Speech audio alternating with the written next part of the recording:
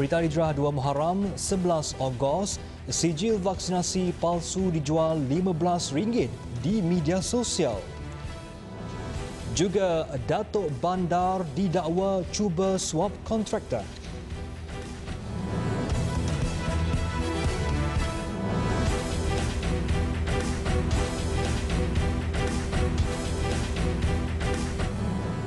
Bismillahirrahmanirrahim. Assalamualaikum warahmatullahi wabarakatuh. Berita Al-Hijrah malam ini bersama saya Adi Akmal Shahrom. Polis Kedah mengesan penjualan sijil digital vaksinasi palsu dicetak dan dijual RM15 di syarikat e-dagang melalui laman sosial. Ketua Polis Kedah Datuk Kamarul Zaman Mamat berkata pihaknya telah mengarahkan syarikat e-dagang terbabit supaya menarik balik iklan mencetak sijil digital vaksinasi bagi mengelak kebimbangan orang ramai. Setakat ni belum dikesan penipuan itu berlaku, tapi ada tawaran yang dibuat oleh satu syarikat e-dagang untuk mencetak. Jika siapa-siapa yang nak mencetak dan menjadikan kad dia punya sijil vaksinasi, sijil MySejahtera tu, dia dengan harga rasanya RM15. Dan saya nasihatkan bahawa jangan ambil peluang ini kerana ini akan telah membuatkan masyarakat gusar akan melakunya penipuan-penipuan yang akan berlaku. Katanya polis telah menerima satu laporan daripada orang awam yang bimbang sekiranya penjualan sijil vaksinasi palsu ini tidak dibendung dengan segera, ia akan berleluasa. Laporan polis berhubung periklanan individu terbabit dibuat di Ibu Pejabat Polis Daerah Kota Star pada jam 9.44 malam tadi. Susulan itu, satu kertas siasatan dibuka mengikut Seksyen 233 Akta Komunikasi dan Multimedia 1998. Sebelum ini, media melaporkan sijil digital pengesahan individu telah lengkap disuntik vaksin COVID-19 dikesan mula dijual oleh pihak tidak bertanggungjawab di media sosial. Sementara itu, Timbalan Menteri Kesihatan Datuk Dr. Nur Azmi Ghazali berkata individu yang lengkap terima vaksin COVID-19 hanya perlu menunjukkan sijil digital vaksinasi yang dipaparkan di aplikasi MySejahtera sekiranya ingin melakukan perjalanan rentas negeri dan daerah ataupun aktiviti sosial lain. KKM tidak membuat perolehan kepada mana-mana untuk mengeluarkan kad vaksinasi untuk ditunjukkan. Kita bagi tahu untuk untuk orang pergi dining, untuk orang cross daerah, kita dah bagi tahu dia akan tunjukkan bukti melalui MySejahtera. Maknanya sertifikat digital melalui MySejahtera pada ketika ini. Jelas beliau, setakat ini tiada keperluan untuk masyarakat mencetak sijil digital berkenaan kerana tindakan itu boleh mengelirukan dan pihaknya juga tidak pernah memberi kebenaran untuk perkhidmatan itu. Dalam pada itu, KKM akan menyiasat dakwaan aktiviti penjualan sijil fizikal vaksinasi COVID-19 dalam talian. Beliau berkata demikian kepada media selepas melawat pusat pemberian vaksin PPV awam di Kompleks Jabatan Kemajuan Masyarakat Kemas, Gopeng. Di Kelantan, sepasang suami isteri ditahan polis kerana memiliki dadah jenis heroin base dan pil kuda bernilai lebih RM2.09 juta dipercayai untuk pasaran selatan tanah air. Rampasan itu dilakukan dalam serbuan di sebuah rumah di Jalan Pasir Mas, Tanah Merah, Pasir Mas pada Ahad lalu.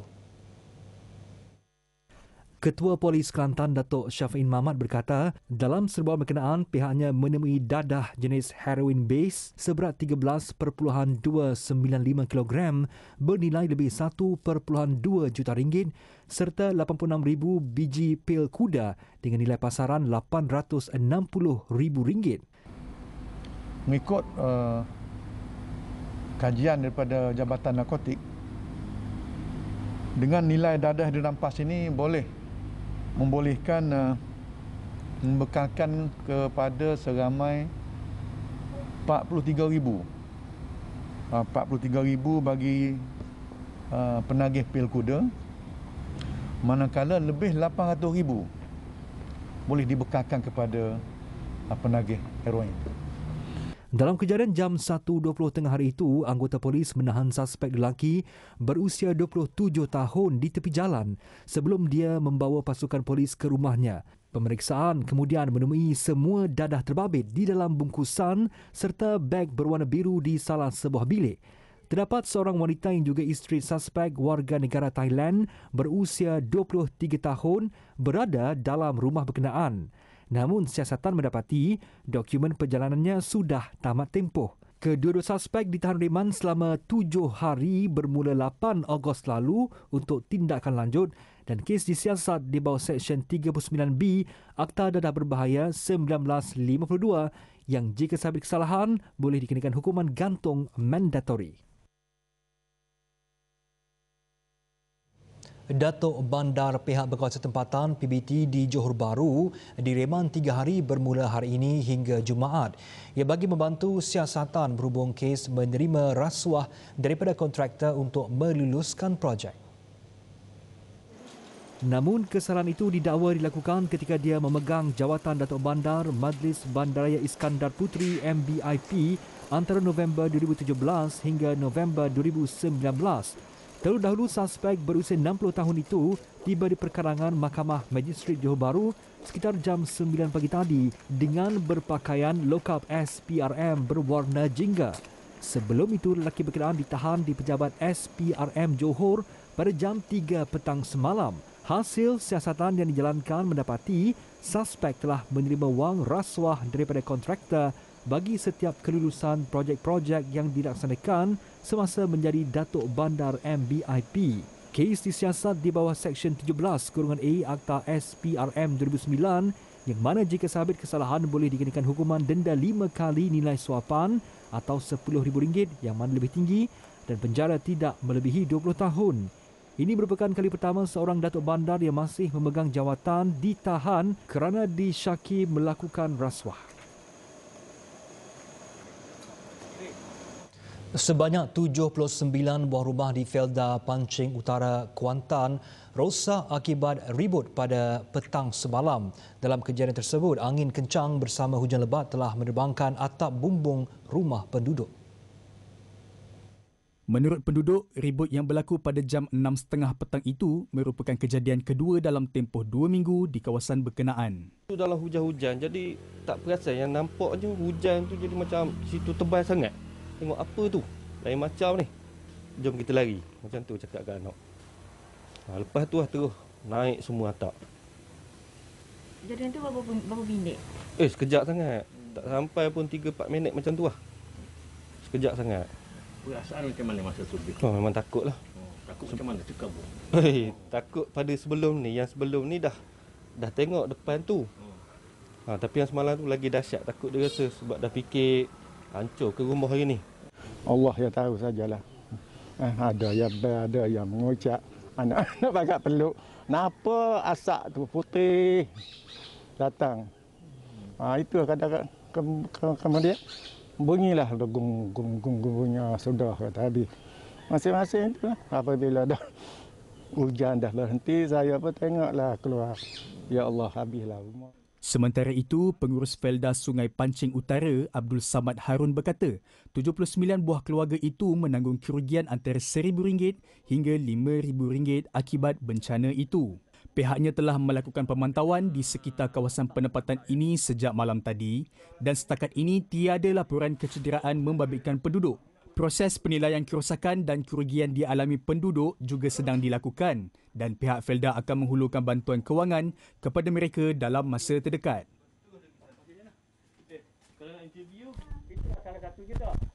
Susulan tular video memaparkan ramai orang sedang beratur untuk menerima vaksinasi tetapi tidak mematuhi SOP iaitu dengan tiada penjarakan sosial. Polis telah mengambil tindakan segera dengan mengerahkan pasukan pematuhan ke pusat pemberian vaksin PPV di Hotel Grand Season Kuala Lumpur bagi mengawal kesesakan di lokasi tersebut hari ini. Ketua Polis Daerah Dangwangi ACP Nur Delhan Yahya berkata pasukan pematuhan yang diarahkan berjaya mengawal keadaan di PPV tersebut sehingga program vaksinasi selesai. Terdahulu, sebuah video berdurasi selama 7 minit 15 saat yang menunjukkan kesesakan orang ramai di PPV Hotel Grand Season Kuala Lumpur viral di media sosial. Orang ramai yang mempunyai maklumat berkaitan pelanggaran SOP hubungi IPD Dang Wangi di 0326002222 atau hotline Polis Kuala Lumpur di talian 0321159999 atau mana-mana balai polis berhampiran.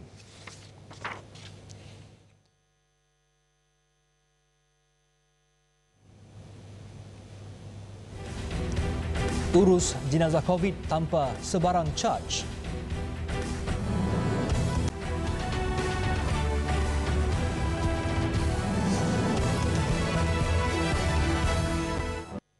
Bertemu kembali, satu perancangan dan mekanisme baru perlu diwujudkan kerajaan dalam membantu emosi kanak-kanak positif COVID-19 yang telah kehilangan kedua ibu bapa mereka akibat wabak tersebut. Cadangan itu disuarakan pakar psikologi kanak-kanak Universiti Segi, Profesor Datin Dr. Mariani Maknur yang melihat pendekatan itu perlu dipercepatkan supaya mereka tidak berasa kemurungan ketika terpaksa mengharungi dugaan tersebut. Jadi kalau seperti mereka ini, mereka perlu ada pusat rawatan ataupun pusat penjagaan yang tertentu khas untuk anak yang dijangkiti COVID dengan ketiadaan ibu bapa. Jadi maksudnya di sini perlu ada petugas barisan hadapan yang bertugas untuk menjaga anak-anak ini daripada aspek kasih sayang, daripada aspek keperluan asas mereka, makan, minum mereka, dalam memastikan bahawa segala aspek pembesaran dan juga aspek perkembangan holistiknya dapat dipantau dengan baik seperti mana mereka membesar dalam keadaan ibu bapa mereka masih lagi bersama dengan mereka sebelum dijangkiti COVID tersebut. Jelasnya golongan yang menjadi anak yatim piatu secara tiba-tiba itu juga berkemungkinan mereka akan berasa cemas, bimbang dan akan mengasihkan diri dan secara tidak langsung akan mempengaruhi cara pemikiran dan emosi kanak-kanak semasa membesar. Sementara itu, beliau juga menyarankan kepada pihak berkuasa yang berkenaan untuk mengambil data kanak-kanak yang terkesan agar bantuan dapat disalurkan kepada penjaga supaya mereka dapat membesar dengan penuh kasih sayang.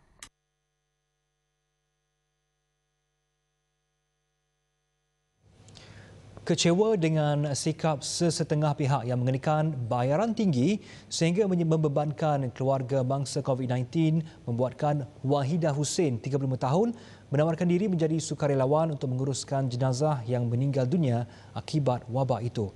Wahidah mula menyertai kumpulan bantuan Badan Amal atau NGO Hafiz Ayub Foundation bermula Jun lalu dan kini dia telah mentayamumkan lebih 10 jenazah di Hospital Sultan Abdul Halim Sungai Petani tanpa mengenakan sebarang charge.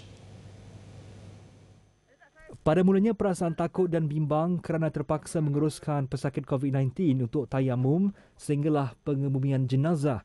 Namun jelas anak ketiga daripada 6 beradik ini perasaan simpati dan sedih kepada keluarga jenazah yang terpaksa menunggu lama untuk pengurusan dan pengebumian ahli keluarga yang meninggal dunia akibat COVID-19 menguatkan lagi semangatnya untuk terus melakukan kerja amal terbabit. Saya sudah tayamumkan lebih daripada 10 jenazah pesakit COVID. Saya rasa itu pesakit COVID adalah benda baru dalam hidup saya. Sebelum ni saya ada juga buat mandikan jenazah biasa. Okey, cuma yang COVID ni adalah benda baru untuk saya.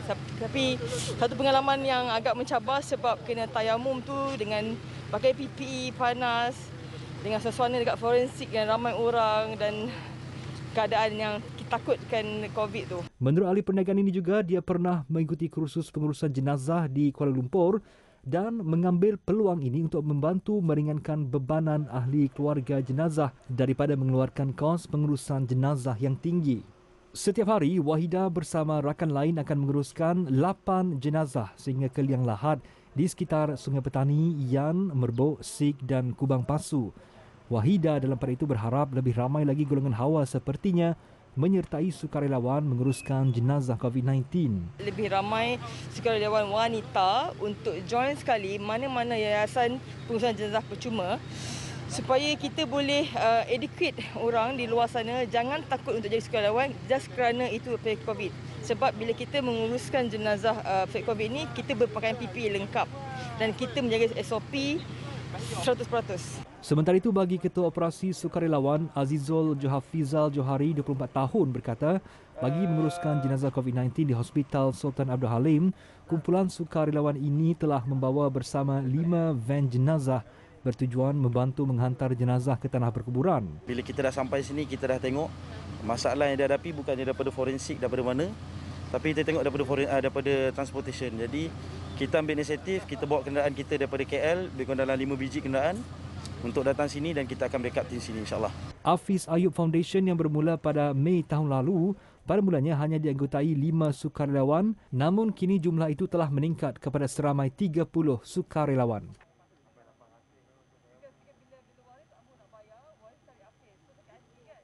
Sumbangan pek makanan dan minuman bernilai RM60,000 diserahkan Lembaga Zakat Selangor LZS kepada pesakit dan petugas barisan di Pusat Kuarantin dan Rawatan COVID-19 bersepadu PKRC, Taman Expo Pertanian Malaysia MAEPS dan Pusat Penilaian COVID-19 CEC di Stadium Melawati Shah Alam. Ketua Pegawai Eksekutifnya Saiful Yazan Mak Yusof berkata bantuan itu melibatkan lebih 20,000 paket makanan untuk keperluan di PKRC dan CEC berkenaan. Dan hari ini kita memberi sumbangan dalam lingkungan 20,000 pack makanan, air, biskut dan sebagainya agar memudahkan dan memberi kemudahan kepada petugas dan juga pesakit di sini. Kita juga dimaklumkan bahawa mereka juga memerlukan apabila di-upgrade kepada kategori 3 dan 4, mereka memerlukan susu, memerlukan lampin pakai buang dewasa untuk kegunaan pesakit-pesakit di sini. Menurutnya, sumbangan ini dibuat menggunakan peruntukan AMIL yang juga merupakan sebahagian inisiatif bantuan Zakat Selangor Peduli yang diumumkan pada 2 Julai lalu. Tambahnya, LZS telah mengumumkan peruntukan sebanyak RM69.3 juta bagi melaksanakan 19 inisiatif bantuan Zakat Selangor Peduli yang memberi manfaat kepada 59,322 penerima dan 431 institusi di Selangor. Daripada jumlah itu, RM1 juta peruntukan wang AMIL disalurkan bagi menyokong keperluan asas petugas barisan hadapan yang bertukus lumus menangani pandemik COVID-19.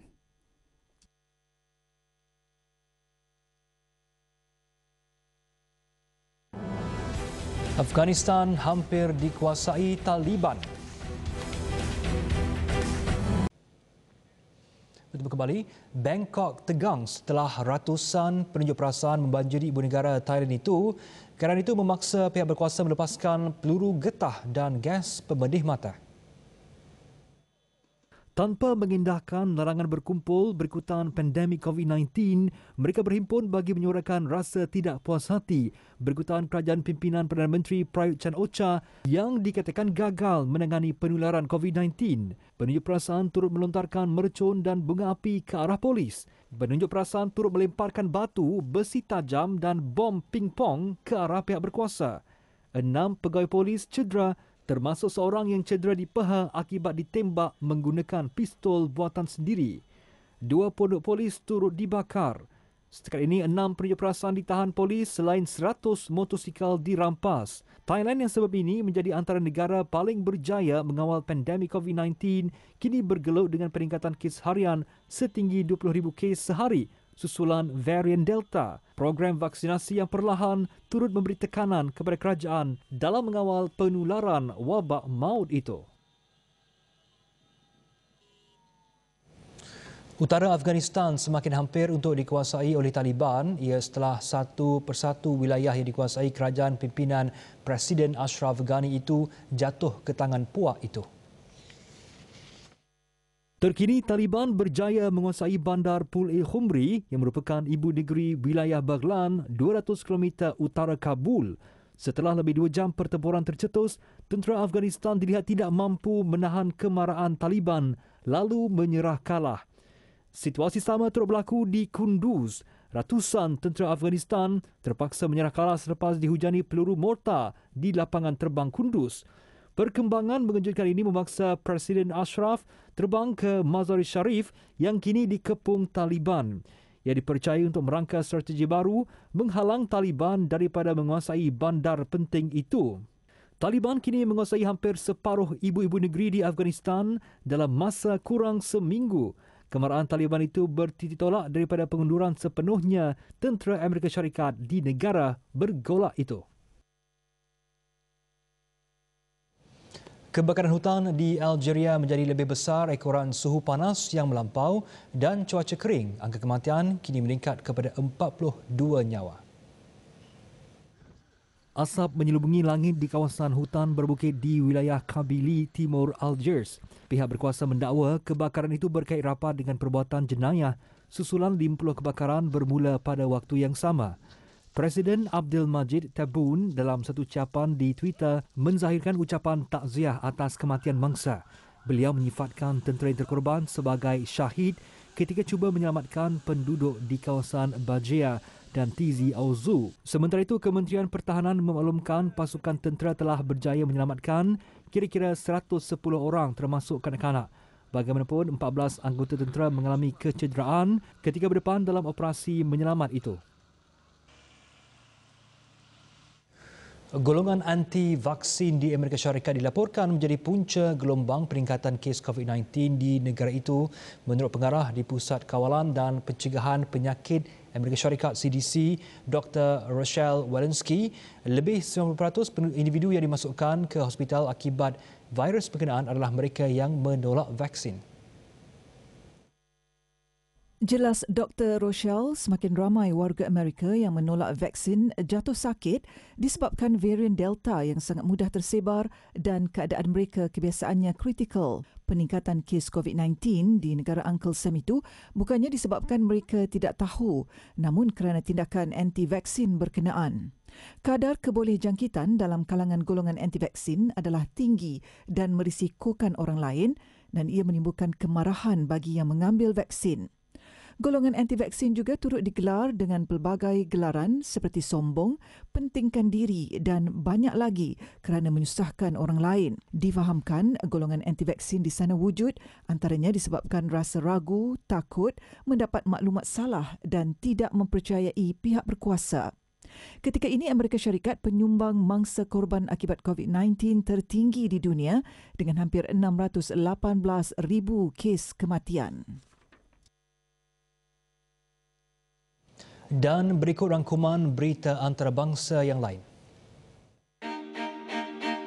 Seorang penumpang kapal terbang yang menaiki penerbangan dari Philadelphia ke Miami diikat menggunakan pita pelekat kerana bertindak ganas di dalam pesawat. Maxwell Berry, 22 tahun, difahamkan telah menyerang seorang pramugara dan menyentuh dua pramugari.